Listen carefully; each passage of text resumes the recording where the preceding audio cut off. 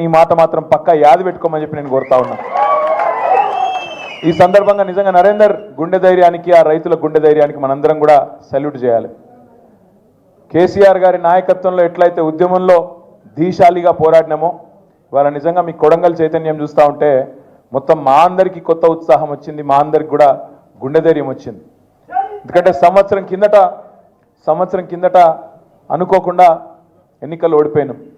ఇందాక దేశపతి శ్రీనివాస్ గారు ఒక నక్క కథ చెప్పిండు. ఆ నక్క వినయాలు ప్రదర్శించుకుంటూ రేవంత్ రెడ్డి అనే ఒక నక్క మొత్తం రాష్ట్రం అంతా తిరిగి అరిచేతుల వైకుంఠం చూపెట్టి ఎవరికి ఏది కావాలంటే అది ఇస్తా అన్నాడు. డిసెంబర్ 9 నాడు ఉరుకుండ్రి, మీరు రుణం తెచ్చుకోండి, 2 లక్షల రూపాయలు తెచ్చుకోండి, నేను వస్తూనే ఉన్నా, సంతకం పెడతా. ఏది పోయిన డిసెంబర్ 9 2023 అది పోయింది. సంవత్సరం దాటింది, ఈ డిసెంబర్ 9 కూడా పోయింది. అయిందా రుణమాఫీ? 2-3 సార్లు రేవంత్ రెడ్డి కాంగ్రెస్ వాళ్ళు ఆడాయిడ మాట్లాడినారు. ఏమని? రుణమాఫీ చేసినామని. అంటే నేను ఒక్కటే అన్నా, దమ్ముందా పోదామా, నీ సొంత ఊరు కొండారెడ్డిపల్లె పోదామా, నీ కాన్స్టిట్యున్సీ కొడంగల్ పోదామా, ఏడికి పోదామో రా, ఒక్క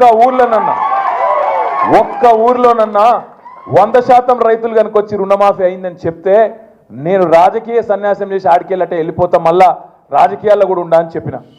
కానీ ఆయనకు కూడా తెలుసు, నాకు కూడా తెలుసు, మీకు కూడా తెలుసు, చూసేటోళ్ళు టీవీలలో చూసేటోళ్ళకు కూడా తెలుసు, రుణమాఫీ కాలే.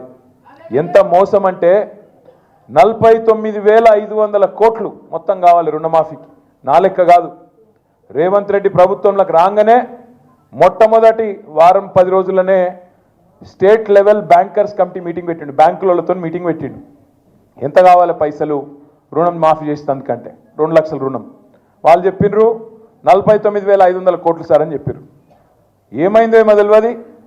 10-15 రోజులకు రేవంత్ రెడ్డి ఎక్కడో మాట్లాడుకుంటే చెప్తున్నాడు, ఒక్క సంవత్సరం మేము కడుపు కట్టుకుంటే చాలు 42,000 కోట్లు మాఫీ చేస్తా అన్నాడు. 7,000 కోట్లు అప్పటికే ఎగిరిపోయినాయి. 10 రోజులకే మార్చిన ఆయన 7,000 కోట్లు ఎగిరిపోయినాయి.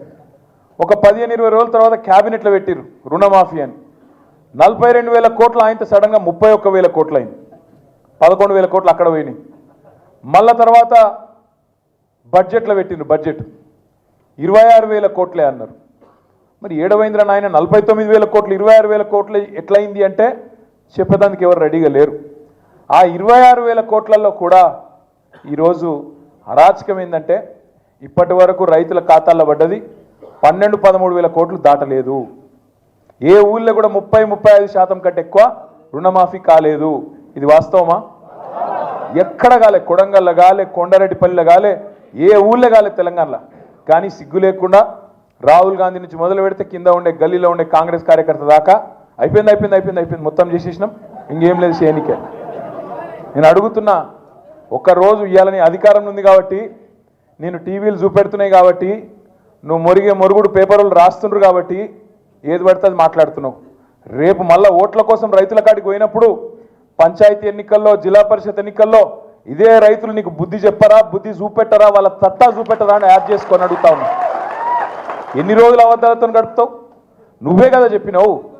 ఏమన్నావు నువ్వు అన్నాడు? కేసీఆర్ 10,000 ఇస్తున్నాడు బిచ్చమేసినట్టు, నేను 15,000 వేస్తా అన్నాడు. ఇప్పుడు ఆ 10,000 వేస్తుండా కనీసం? వానాకాలం రైతు బంధు ఎగ్గొట్టినాడు ఎవడు? రేవంత్ రెడ్డినా? అందుకే అన్న వస్త్రం కోసం వస్తే ఉన్న వస్త్రం పోయిందంటారు. అట్లా అయింది ఇవాళ తెలంగాణ రైతాంగం పరిస్థితి. బాధపడుతున్నారు. కొడంగల్లో కూడా రేవంత్ రెడ్డి ఓటేసిన ప్రతి రైతన్న బాధపడుతున్నాడు. రాష్ట్రంలో ప్రతి రైతు బిడ్డ అయ్యో బంగారం అసొంటి కేసీఆర్ ప్రభుత్వాన్ని పోగొట్టుకొని వీళ్ళని తెచ్చుకున్నాం, పాలిచ్చే బర్రెని ఇడిచిపెట్టుకొని తన్నే దున్నపోతుంది తెచ్చుకున్నాం అని చెప్పి వాళ్ళందరూ బాధపడతా ఉన్నారు. ఇది వాస్తవం.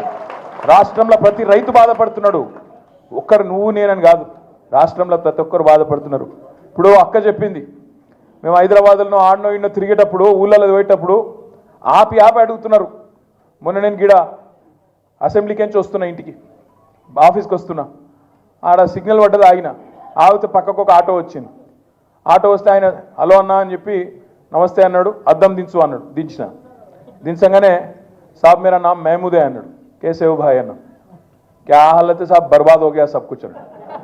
कहीं को क्या हो गया अन्ना? अरे इन्हों आके पूरा बर्बाद कर दिए सब।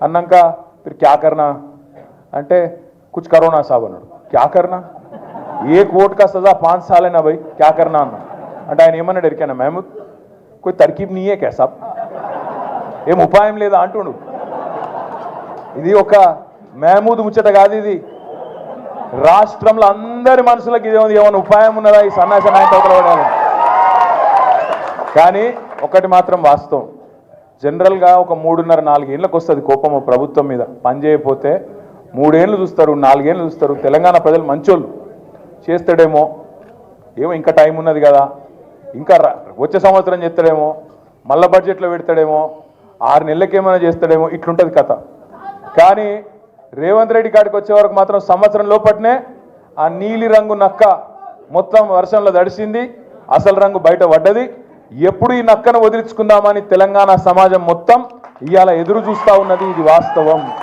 1-2 కాదు ఎన్ని అబద్ధాలు ఈ 6 గ్యారంటీలు 420 హామీలు నేను వాటి గురించి చెప్పా ఫ్రీ బస్ అన్నాడు తులం బంగారం అన్నాడు స్కూటీ అన్నాడు అన్నాడు మశానం అన్నాడు ఏది లేదు ఉన్నదే పోయింది ఉన్న రైతు బంధే ఎగ్గొట్టినోడు కొత్త ఏమని ఇస్తాడా ఇలా ఊరికి అమ్మతోడు చెప్తున్నా ఇంకొకడు అయితే ఇంకొకడు రేషం ఉన్న మనిషి అయితే ప్రజలు తిట్టే తిట్లకు ఎప్పుడో చచ్చిపోతుండే రేవంత్ రెడ్డి కాబట్టి బతుకున్నాడు పురాగా సిగ్గు తప్పినోడు పురాగా ఇజ్జత్ లేనోడు కాబట్టి బతుకుతున్నాడు కానీ ఇంకోడైతే ఎప్పుడన్నా ఆయన ఓ బకెట్ల నీళ్లు పోసుకొని ఆయన నీళ్ళలో దుంగి చచ్చిపోతున్నాడు అరే రామ ఏం తిట్టుడు అది మేము కూడా విన్నాం మస్తుగా విన్నాం కానీ అవి ఏం తిట్లు నాయన ఆడ మూసి ఒడ్డు పొంట పోయి ఇక్కడ గొట్టం వెట్టుడు ఆలస్యం ఏడున్నాడు రమ్మను అని అరే గంత కోపం ఏందిరా పోయేట మామూలు కోపం లేదు ఒక్కొక్కలకు రమ్మను ఇప్పుడు ఇక్కడ రమ్మను దమ్ముంటే నిజంగా చెప్తున్నా రేవంత్ రెడ్డి గారు కెమెరాలో చూస్తున్నావు ఇక్కడ పోలీసు వాళ్ళు కూడా ఉన్నారు నీ వాళ్ళు నాకు ఎరికే